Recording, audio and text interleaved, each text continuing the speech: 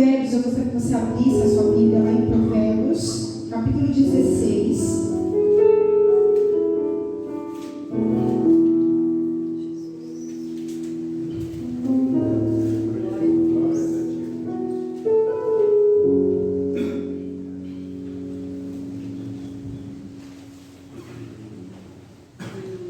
Por quê?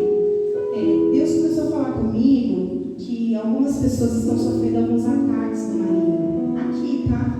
Não em outro lugar, mas essa palavra veio para nós, somos nós aqui. E talvez esses ataques que nós estamos sofrendo, que alguns estão sofrendo, que vocês estão sofrendo, talvez você fale assim, é o capeta se levantando. Irmãos, o capeta ele sempre vai estar pronto para atacar. Porque ele não faz mais nada a não ser isso.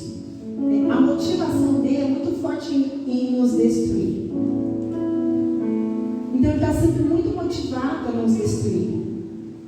Então ele nunca vai parar, ele sempre vai estar tentando, ele sempre vai estar atacando, ele nunca para de atacar. Porque às vezes você pensa assim, né? Nossa, parece que agora está tudo bem, aí daqui a pouco vem um ataque. Não, ele está sempre atacando. O que muda você sofrer esse ataque?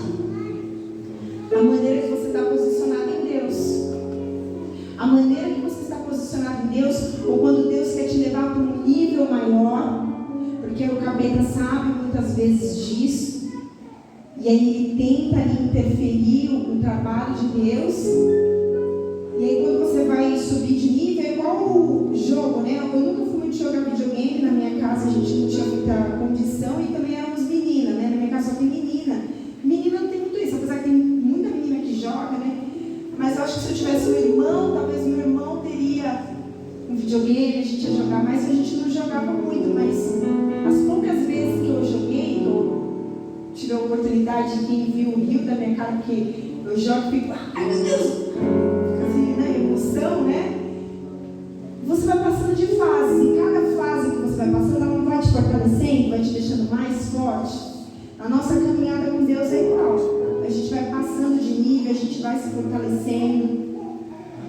Mas muitas vezes nós sofremos porque aquilo que está nos motivando, às vezes nós temos desejos bons, mas a motivação por esse desejo, às vezes, ela é equivocada.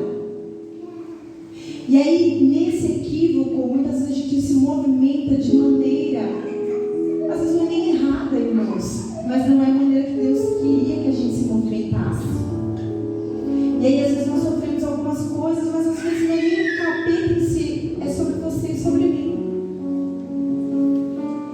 Então, aqui em Provérbios, você achou aí no capítulo 16? Fala um pouquinho sobre os planos de Deus para as nossas vidas e sobre o nosso coração. Aí aqui no primeiro verso diz assim: ao homem pertencem os planos do coração, mas do Senhor vem a resposta da língua. No 2 diz: todos os caminhos do homem lhe parecem puros, mas o Senhor avalia o espírito. Consagre ao Senhor tudo o que você faz, e os seus planos serão bem-sucedidos. O Senhor faz tudo com um propósito, até os ímpios para o dia do castigo. O Senhor detesta os orgulhosos de coração, sem dúvida, e serão punidos. Com amor e fidelidade se faz a expiação pelo pecado. Né? O que é você expiar? Você fazer uma expiação. É você sondar, é você olhar, é você analisar, é você verificar. E aqui o Senhor diz que a gente tem que fazer isso aqui com amor e fidelidade. Porque às vezes nós mesmos queremos, sabe, nos chicotar, a gente, às vezes até para lidar com o outro, às vezes nós somos amorosos, mas com a gente mesmo, a gente é ruim, sabe? A gente é perverso. E às vezes você tem que analisar. Nós temos que analisar. Eu falo isso até por conta do meu temperamento, tem muito isso de querer me, sabe? Ficar ali sofrendo, de me castigar. Sabe o castigo? Você querer castigar a você mesmo. Por exemplo, antes eu estava ali num propósito com Deus. Se eu quebrasse o propósito por alguma coisa, não sei se eu me esqueci, o que aconteceu, eu ficava depois me martirizando, sabe? Eu ficava, mas eu não presto mesmo. E aí um dia, Deus me exortou e você não tem que dizer essas coisas. Porque você está falando algo sobre você mesmo, você está declarando que você não presta. Porque você errou e porque você falhou. Você é sujeito ao erro. Isso não te dá permissão para você viver errando. Mas o erro, ele vai acontecer, ele vai vir. E o teu conserto está em mim. É só você se voltar para mim. Mas você se castigar não vai fazer eu te amar mais. Você se castigar não vai fazer com que eu tenha dó de você, com que as suas tadinha dela, né? Está sofrendo.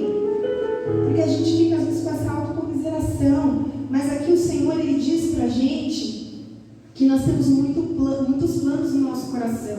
Só que o que vale é a resposta do Senhor para nós. Então, a maneira como você está vivendo e como você está se movimentando nesses dias, nesse mês, hoje é dia 9, né? Entramos aí em agosto, já estamos aí no segundo semestre. A maneira como você está se movimentando nesses dias aqui, talvez o seu desejo seja bom. Você deseja coisas boas, coisas que agradam o Senhor, é bíblico. Muitas vezes, talvez, isso que você está desejando, porque você aprendeu aqui, porque você sabe, porque você foi ensinado. Mas qual que é a sua motivação? Por que você deseja isso? Por que você quer isso? Porque às vezes a sua motivação errada está fazendo você falhar, está fazendo você sofrer os ataques. E muitas vezes achar que o diabo está vencendo sobre você, ou que a situação está vencendo sobre você. E aí o Senhor, ele continua aqui no verso 7, diz: quando os caminhos de um homem são agradáveis ao Senhor, ele faz que até os seus inimigos vivam em paz com ele. Ele diz: é melhor ter pouco com retidão do que ter muito com injustiça. Em seu coração o homem, ele planeja o seu caminho, mas o Senhor determina os seus passos. Digam: o Senhor determina os meus passos. Digam: o Senhor determina os meus passos. Então, o que tem te motivado? O que tem levado você a praticar o que você está praticando, a se movimentar, a se relacionar com quem você está se relacionando, a fazer as coisas que você está fazendo? Às vezes nós temos que parar, irmãos, e fazer essa análise, porque às vezes na correria da vida a gente quer frutificar. Entrou algo no mundo, né? Principalmente no meio corporativo, e isso tem entrado nas igrejas também, né? Que é o quê? É o ativismo. O que é o ativismo? Eu preciso sempre estar fazendo alguma coisa. Eu preciso fazer alguma coisa. As pessoas precisam ver que eu estou fazendo alguma coisa. Eu tenho que produzir, E realmente produzir é muito legal, a gente tem que produzir. Mas o que te motiva a fazer algo? O que te motiva a fazer algo para Deus? Você quer fazer algo para Deus porque você ama o Senhor? Ou você quer fazer algo para Deus porque o que as pessoas vão pensar, o que as pessoas vão dizer, o que as pessoas vão falar? O que te motiva no seu trabalho, na sua casa com a sua família? Esses dias eu estava em casa trabalhando, estava cansada, estava estressada, e eu ouvi algo que eu não queria ouvir. E na hora que eu ouvi aquilo, eu falei assim: dá vontade de nem trabalhar direito. E aí o pastor Danilo estava lá em casa lá comigo, só escutei ele falando: faz como se você estivesse fazendo para o Senhor. Eu falei: eita, depois dessa, eu quero mais trabalhar com ele aqui em casa. Faz como se você estivesse fazendo para o Senhor. E se você olha muitas vezes lá para o teu chefe, para o teu patrão, às vezes vem uma ira, vem uma raiva, você quer muitas vezes manifestar algo. E aí é naquela hora que nós somos testados. E foi o diabo, irmão? Quando você está trabalhando, quando você está fazendo as coisas, muitas coisas acontecem. E às vezes você tem que parar e pensar: mas o que está me motivando? Por que eu estou trabalhando aqui? O que eu estou fazendo aqui? Para algum propósito o Senhor tem, porque não é possível. E aí agora eu estou para migrar da área que eu estou, e tem uma caminhos do Senhor. E eu planto, eu vou plantando, sabe? Vou plantando, vou falando. E antigamente eu tinha aquela ânsia comigo, porque eu falava assim, eu queria fazer, eu queria falar e queria ver acontecer. Eu falava assim, tem que ir para a igreja. Eu queria no outro dia ver a pessoa indo para a igreja, a pessoa aceitando Jesus, a pessoa fazendo tudo. Eu entendi que não, porque às vezes eu vou plantar, outro vai regar, outro vai colher. A palavra não diz isso. Uns plantam, outros regam, outros colhem. Eu falei, Senhor, o que importa é que eu plantei a semente lá de novo. E aí, essa pessoa está mergulhada no pecado, assim, mergulhada nisso. E é uma pessoa nordestina e gosta de forró, gosta de piseiro. Vocês conhecem o piseiro? Conhece, é famoso. E aí eu já conheci uns também, já pesquisei uns gospel aqui. Falei, vi que a pessoa gostava de música. Comecei a conversar. Falei, nossa, tem um som legal aqui que eu vou te mandar. Mandei o som. Daqui a pouco só via a pessoa. Nossa, mas agora eu não consigo escutar outra coisa. Só esses piseiros. Meu, que piseiro legal. Agora aqui em casa eu escuto esse piseiro. Eu falei, olha que bem, você está escutando uma música que você gosta, nordestina na sua região. E ainda está adorando a Deus, chamando a presença de Deus para a tua casa. E só trabalhava escutando esses piseiros. Não sabia que tinha isso. Eu falei assim, tem. Eu falei, você dá vontade de dançar. Eu falei, por que você não dança? Lá em casa a gente põe, a gente dança, a gente pula. Eu falei, mas na igreja que eu ia, não podia fazer esse tipo de coisa. Não podia escutar essas coisas. Eu falei assim, sério? Ixi, por quê? Porque falava que eu ia para o inferno, então eu vou para o inferno. E todo mundo lá na minha igreja vai também, só para te falar. Porque lá nós faz o arraial, sem João e com Jesus, nós dança, nós come, nós pula, nós brinca, vai eu e eles tudo para o inferno. Coloquei vocês ainda na parada. E ele falou assim, qualquer dia, só que mora muito longe daqui, na Zona Leste. E eu falei assim, qualquer dia a gente combina, quando tiver alguma coisa lá, você vai lá.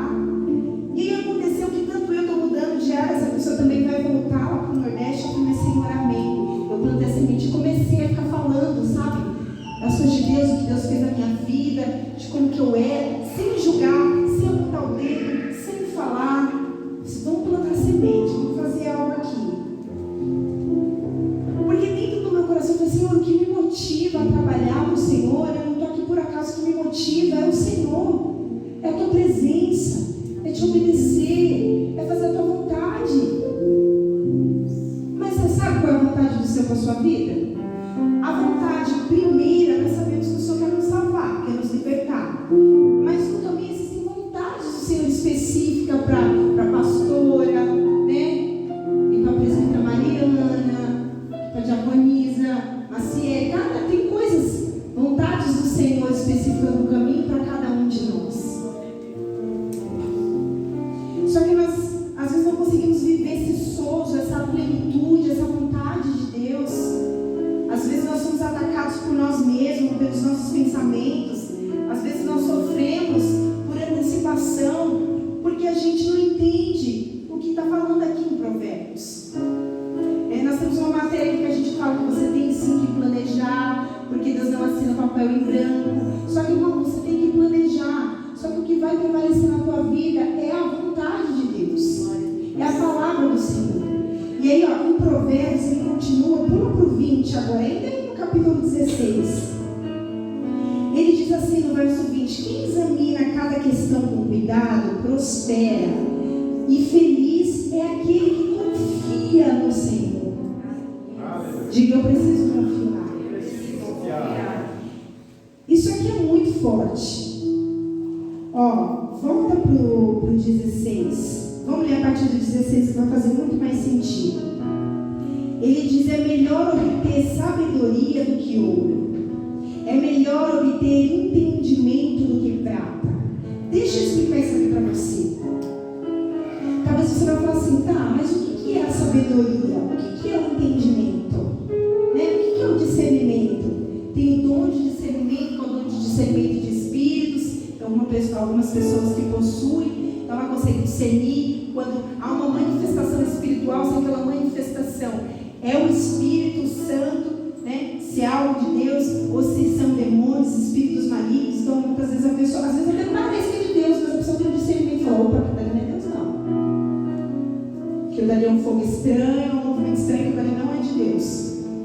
E a pessoa consegue discernir. E é um dom ótimo, principalmente para quem tem um chamado de altar, precisa ter isso aqui, chamado de libertação, de intercessão, precisa. Só que deixa eu falar para você sobre o entendimento que está querendo dizer aqui, que Deus trouxe essa revelação para mim. Enquanto eu estava no carro, eu falei, uau! Então é isso, Jesus. Então é sobre isso, sobre esse entendimento aqui que o Senhor está querendo falar. Agora eu compreendi. O entendimento das coisas espirituais não significa ter respostas para tudo. Porque às vezes você quer ter respostas, né? Se você aconteceu algo, você quer ter uma resposta. Um exemplo, Deus levou reverendo, você quer uma resposta. Por quê? Você quer ter respostas para tudo. Aconteceu uma coisa, você foi mandado embora do serviço, você estava esperando aquilo. Aí você, por quê?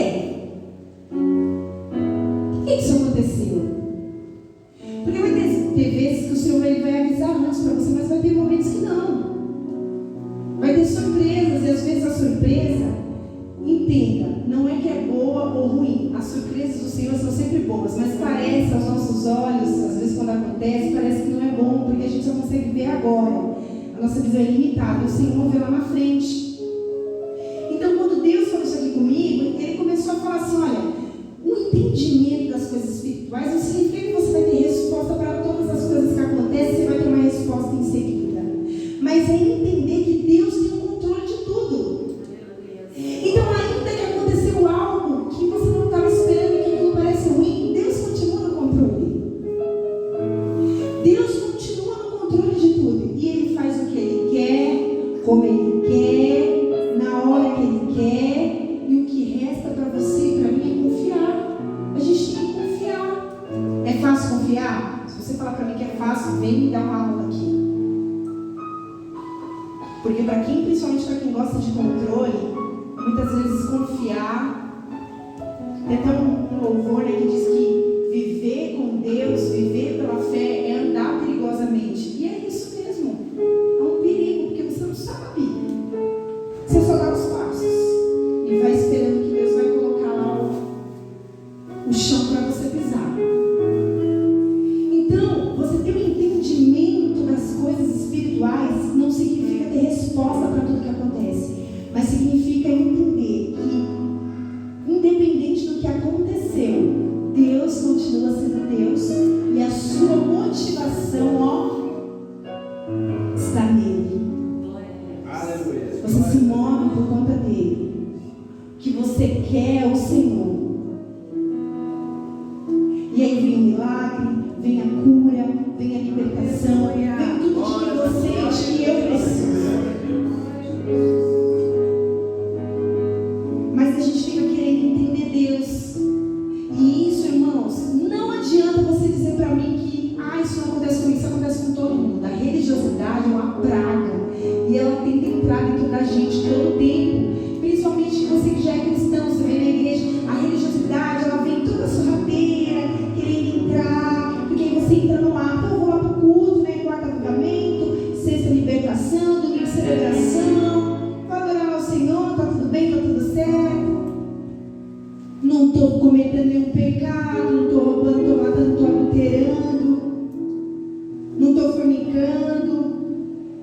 Mas vocês aprendem aqui na escola que o que o Senhor leva em conta é a intenção do coração. Por isso que o coração é algo tão precioso. Ele é o nosso ponto de contato com Deus. E o coração, Salomão, quando ele foi escrevendo, você vê que Cantares, ele era novo, né? Então quando ele escreveu Cantares, você vê que Cantares são poemas apaixonados, né? Os hormônios estavam à flor da pele, e ele fala do corpo da mulher, e parará, parará. Depois vai chegando a idade, vai chegando a maturidade, aí você começa a escrever provérbios. Um provérbio para cada dia. Você também tem um provérbio para cada dia.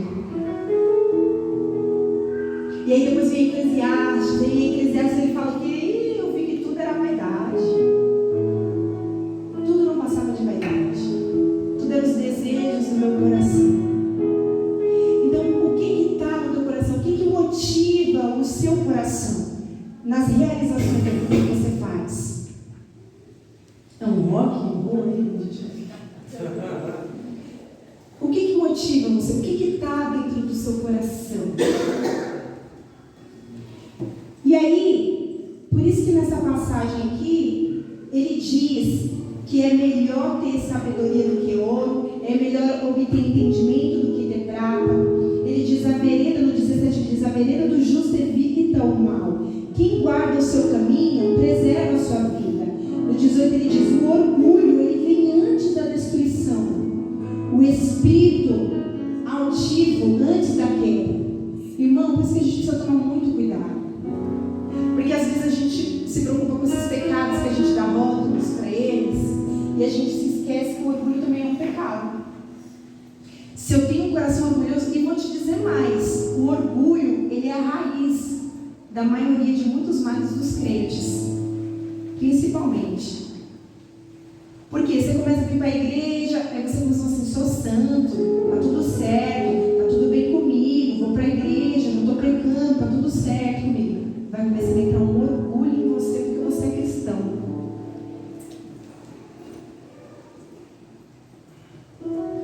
Você começa a se orgulhar. Ah, mas isso é ruim?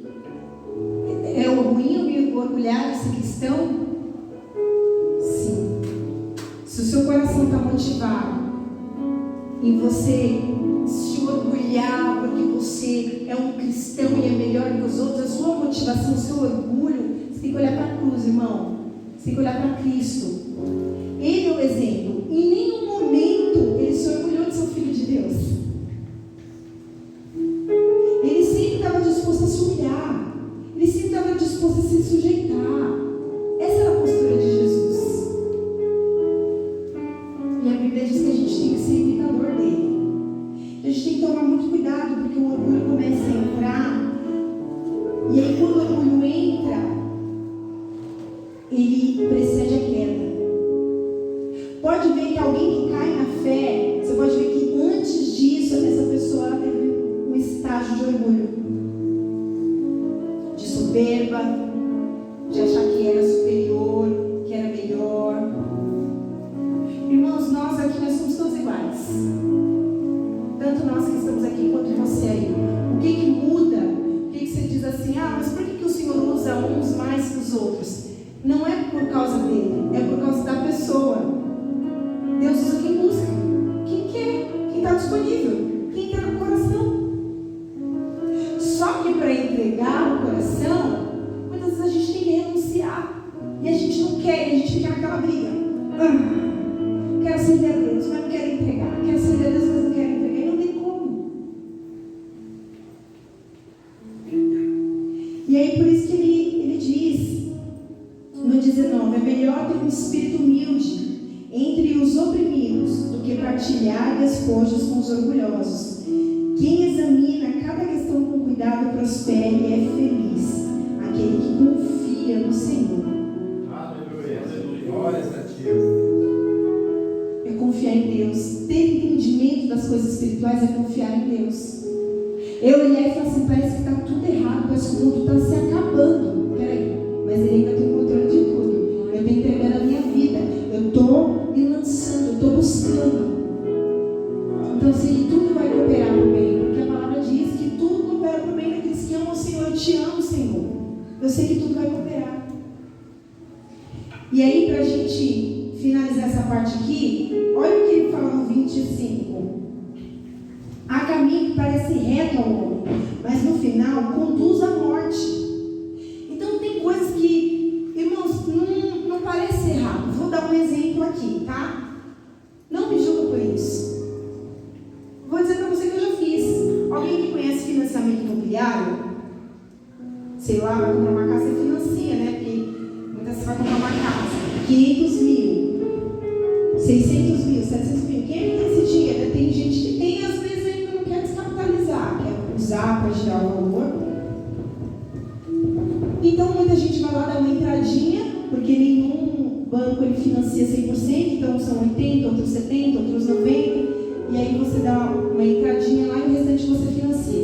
Isso é errado? Não, é legalizado. Você pode fazer isso, eu já fiz isso. Acredito que muitos de vocês aqui também, para comprar um imóvel.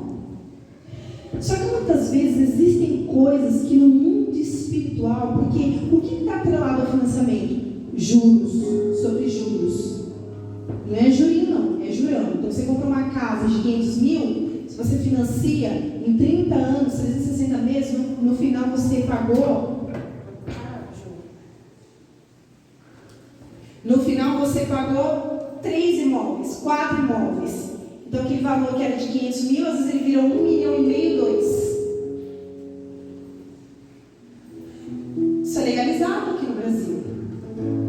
Tá tudo bem? Só que pensa comigo espiritualmente. Você acha que isso agrada ao Senhor? Pensa comigo aqui.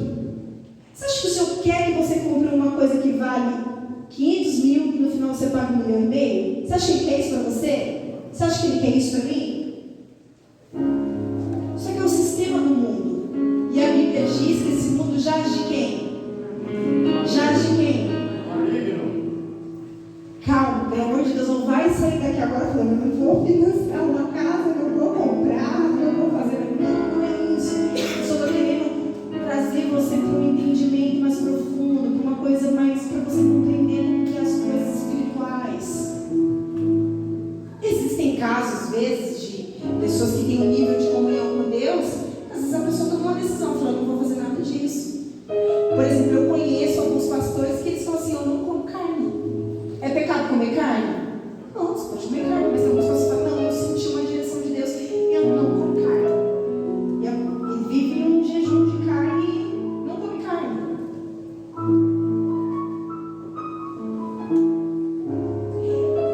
Então, tem caminhos que ele parece muito reto para nós, mas no final ele pode conduzir a morte. Então, por isso que nós temos que ter cuidado com aquilo que está no nosso coração, com aquilo que motiva a gente a fazer, a realizar as coisas. Porque se nós queremos coisas boas, coisas corretas, mas a nossa motivação por essas coisas não são boas, nós estamos com a motivação errada, muitas vezes no caminho a gente pode, desculpa a palavra, se estropiar tudo. E aí você vai falar assim para mim, tá bom, eu entendi. No 33, ele diz assim, ó, desce ainda aí, no verso 33, o último verso, ele diz, a sorte é lançada no colo, mas a decisão vem do Senhor. O que esse versículo está querendo dizer? A oportunidade, ela vem para você e vem para mim todos os dias. Todos os dias a gente tem oportunidade. O sol brilha para todos. O sol só brilha para ruim? Só brilha para bom? Só brilha para pessoas brancas? Só brilha para pessoas negras? Não, brilha para todo mundo o sol. Então, todos os dias, você e eu temos muitas oportunidades. Mas além do que a gente está fazendo com essas oportunidades, é o que nos motiva a agarrar essa oportunidade e fazer a coisa acontecer. O que está no nosso coração? Porque no final vai ser por isso que nós vamos se medir. Você sabia que tem muita gente fora da igreja que deseja coisas boas, como você e eu, e tem uma motivação boa? E tem pessoas dentro da igreja que desejam coisas boas, igual as pessoas que estão lá fora, mas tem uma motivação equivocada. E às vezes por causa do orgulho, por causa da religiosidade. Então a oportunidade, a sorte está lançada no colo. Vem para todos, mas a decisão vem do Senhor. E aí talvez você pergunte assim para mim, tá bom, eu compreendi tudo que você está falando aí, Tati, mas e o que nos resta então, diante disso? E eu quero te responder o que o Espírito Santo respondeu para mim quando eu disse para ele, o que me resta então? E ele falou assim para mim, você precisa restaurar a fé. Diga, eu preciso restaurar a fé. Nós precisamos restaurar a nossa fé. Porque um dos enganos do religioso, e hoje nós estamos aqui no culto de campanha de milagres e libertação, e às vezes é isso que tem impedido o teu milagre, a tua libertação.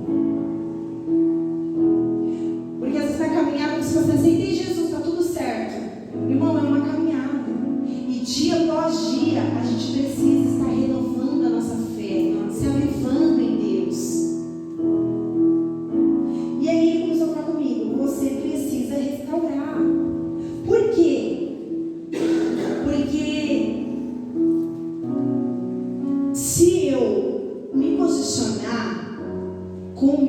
intimidade, reconhecendo que eu preciso me aproximar mais do Senhor, estou falando aqui para vocês que conforme ele ia me falando, eu fui escrevendo aqui. Reconhecendo, olha, eu preciso.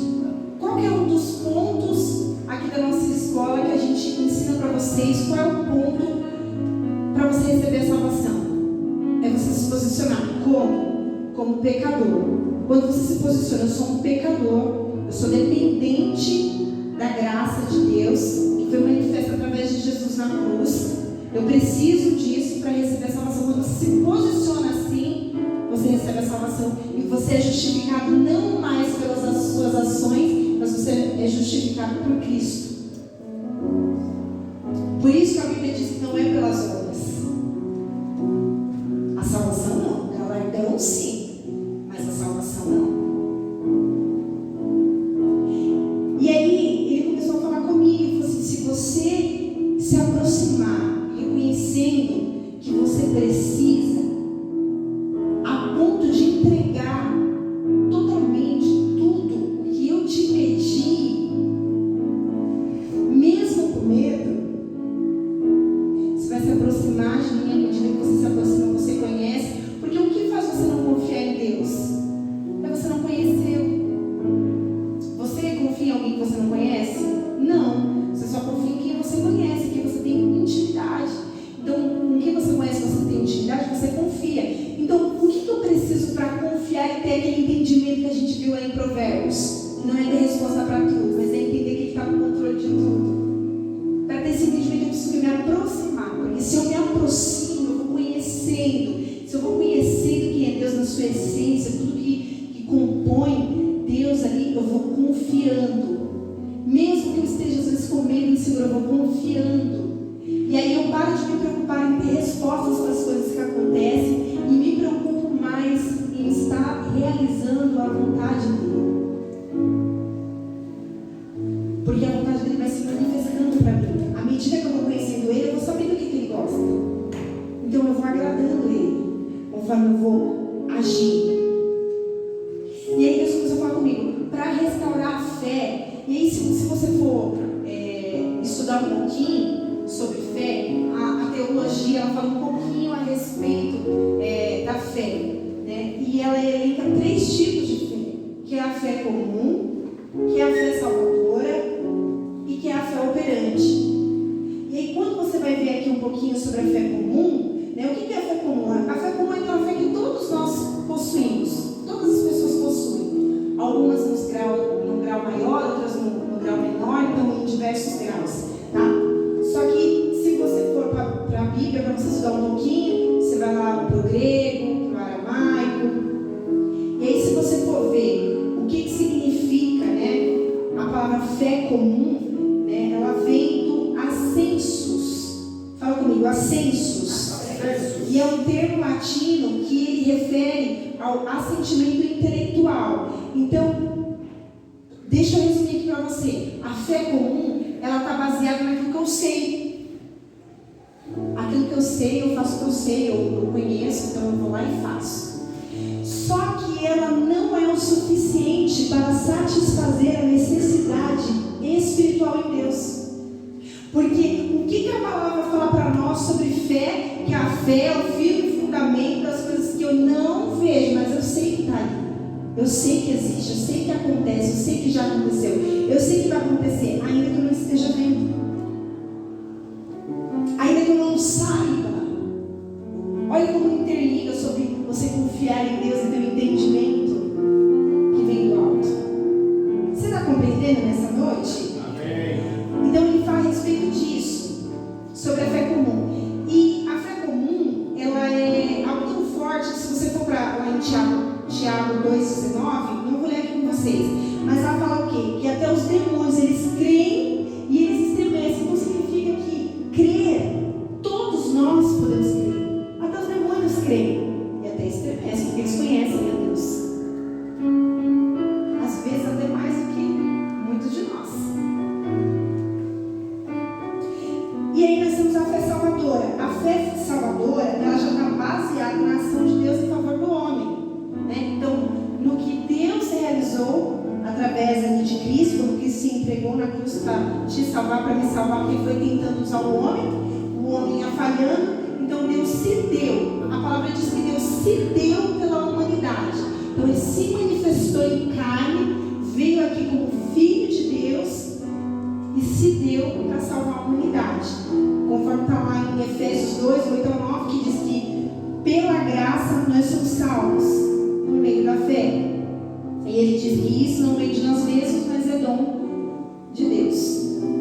Então, a fé salvadora, ela já está baseada em você crer que Jesus é o Filho de Deus, que somente Ele pode te salvar. É você ter aquela postura, né, de pecador, de que preciso de Jesus. Então essa é a fé salvadora. Diga assim, mas ainda falta mais um pouquinho. Diga, mas ainda falta mais um pouquinho. Fala com mais fé. Diga, ainda falta mais um pouquinho. Agora está aparecendo a EBF. Por quê? Depois da fé salvadora,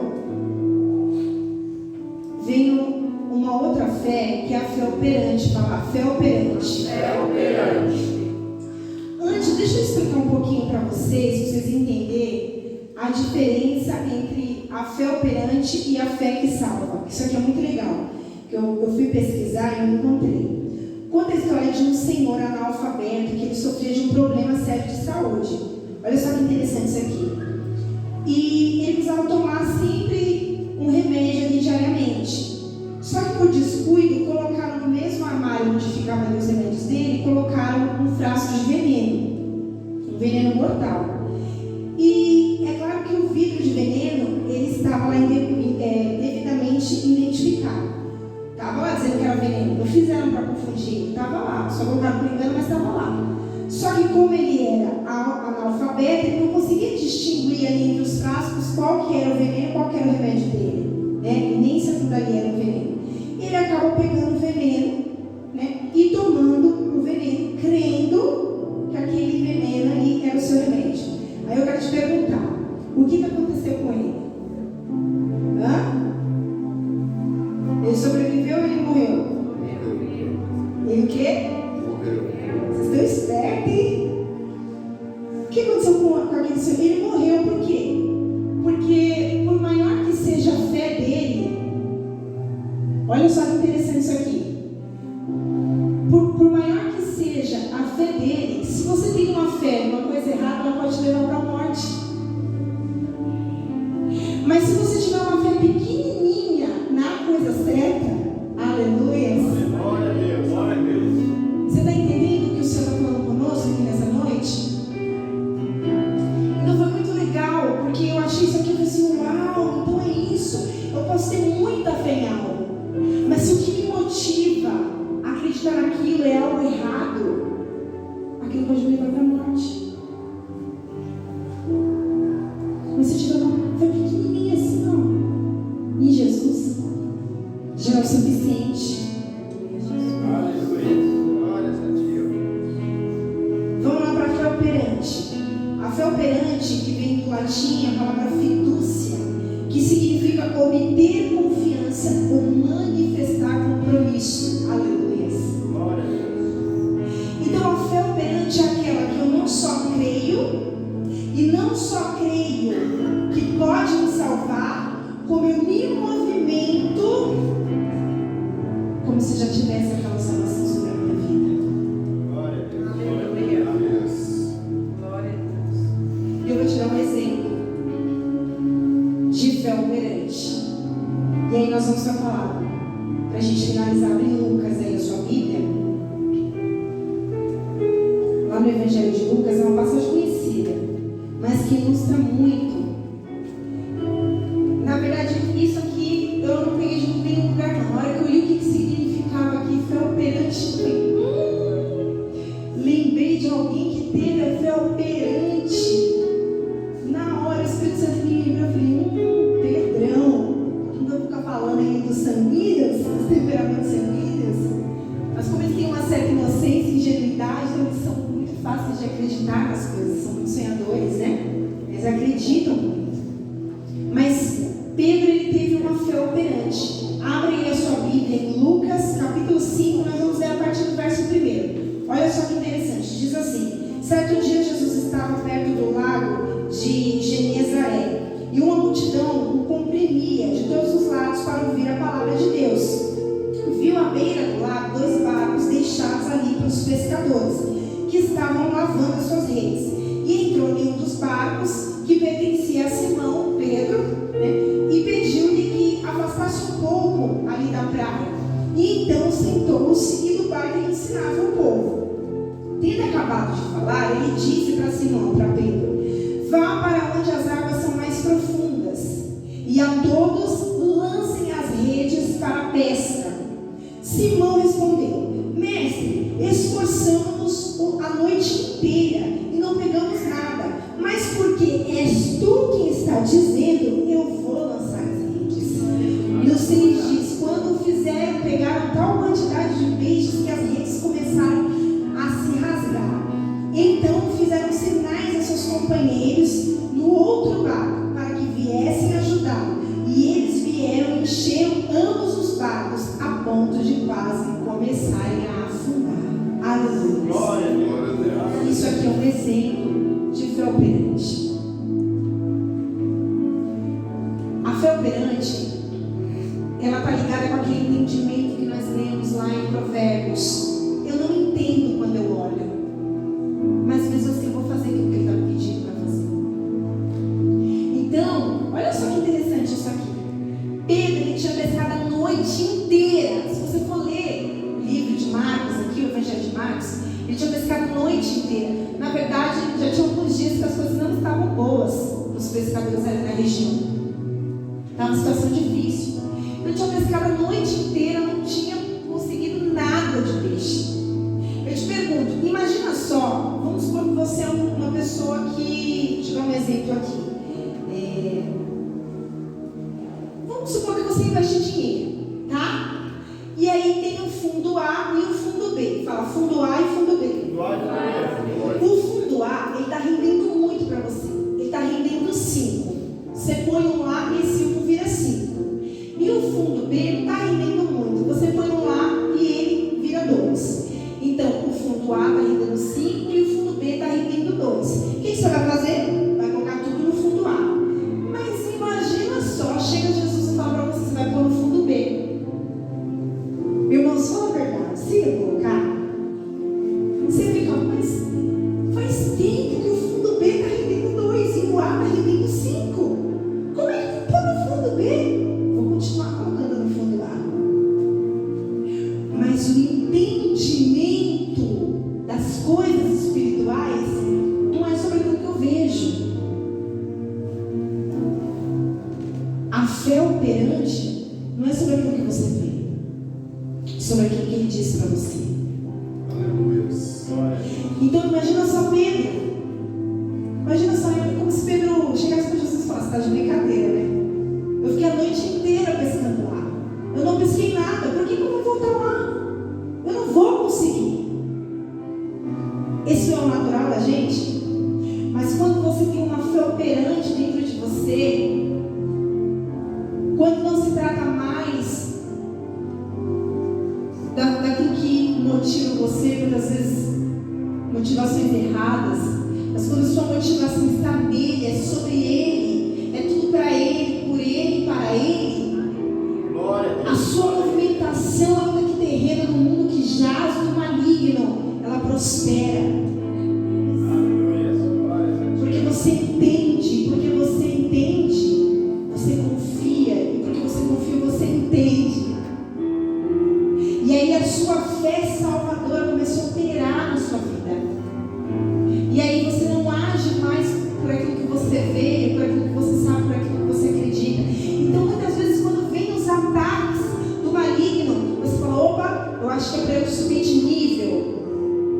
Opa, eu acho que talvez eu não estou me movendo da maneira que eu teria que me mover. O que está motivando as coisas que eu estou fazendo aqui? Será que a minha motivação não está no Senhor? Será que não entrou um orgulho aqui? Será que não entrou uma vaidade aqui? Por que eu quero comprar isso? Por que eu quero comprar aquilo?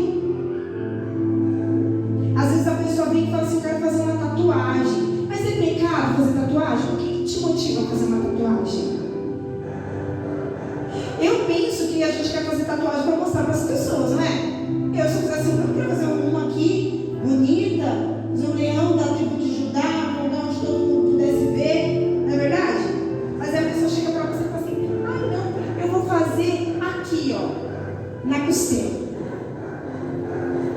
vai ver aqui na costela? Então, o que te motiva a fazer uma tatuagem? Então, às vezes, quando jovens vêm perguntar assim, tatuagem é pecado? Eu te falo, depende. Por que você quer fazer uma tatuagem? Você quer fazer uma tatuagem? Quero. Por que você quer? O que te motiva a fazer? Eu quero pôr um piercing. O que te motiva a pôr um piercing? Claro, eu explico para as pessoas assim, porque a Bíblia tem passagens que falam, quando você vai ver sobre a escravidão, as pessoas eram marcadas, as pessoas recebiam um furo aqui no nariz, que representava que ela era um escravo. Então, é importante a gente explicar tudo isso. Mas o que te motiva a fazer? O que motiva você a sair da sua casa num dia chuvoso e vir aqui buscar Deus? O que motiva vocês aí que estão na produção, fica aí na produção mexendo aí na caixa de som? O que te motiva, pastor, a tocar um teclado aqui? O que me motiva a estar aqui pregando para vocês? Então, o que está no teu coração? O que tem motivado você?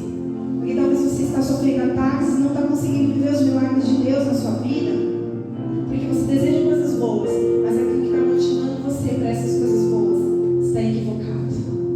E aí você precisa parar, analisar o teu caminho, renovar a tua fé. Para renovar a tua fé, você precisa buscar Deus, se achegar a Deus.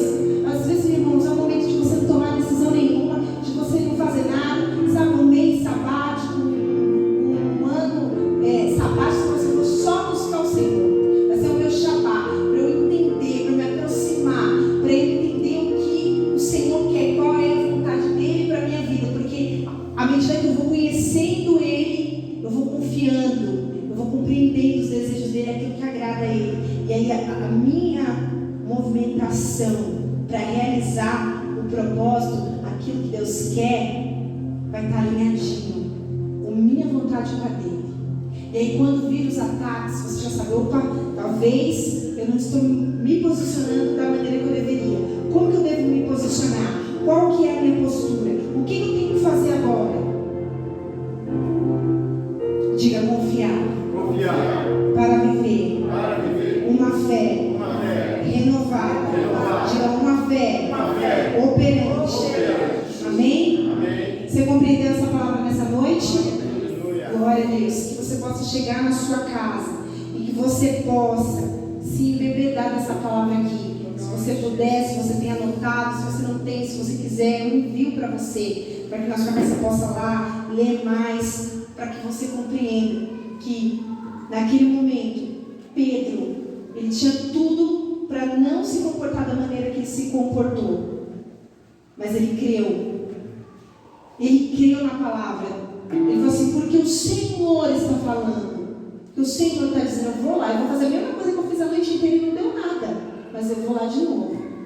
Talvez você fale, porque o Senhor está falando, eu vou colocar o meu dinheiro aqui no fundo B, está rendendo menos, mas eu creio que o Senhor é fiel, porque nós estamos alinhados.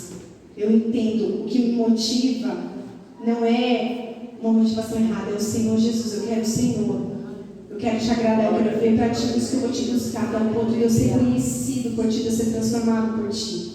E aí, quando vir um ataque, você já sabe como é que você tem que se comportar, qual é a sua postura.